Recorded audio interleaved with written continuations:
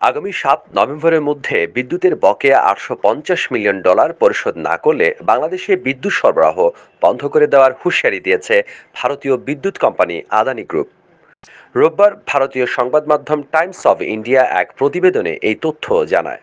এতে বলা হয়, বিদ্যুৎ সরবরাহ বাবদ $৮৫০ মিলিয়ন বকেয়া পরিশোধ না করা হলে ৭ নভেম্বরের মধ্যে বিদ্যুৎ সরবরাহ পুরোপুরি বন্ধ করে দেওয়া হবে বলে বাংলাদেশকে জানিয়ে দিয়েছে আদানি পাওয়ার। প্রতিবেদনে আরও বলা হয়, গত ৩১ অক্টোবর বকেয়া পরিশোধের নির্ধারিত সময় পার হওয়ার পর বাংলাদেশ বিদ্যুৎ উন্নয়ন বোর্ড বিপিডিবি কৃষি ব্যাংকের মাধ্যমে $১৭০ মিলিয়ন ঋণপত্র খোলার চেষ্টা করেছিল, কিন্তু বিদ্যুৎ ক্রয় চুক্তিতে উল্লেখিত শর্ত পূরণ করেনি বিপিডিবি। এর আগে বকেয়া পরিশোধে বিলম্বের কারণে আদানি পাওয়ার ঝাড়খণ্ড গত ৩১ অক্টোবর থেকে বাংলাদেশে তাদের বিদ্যুৎ সরবরাহ কমিয়ে দিয়েছে।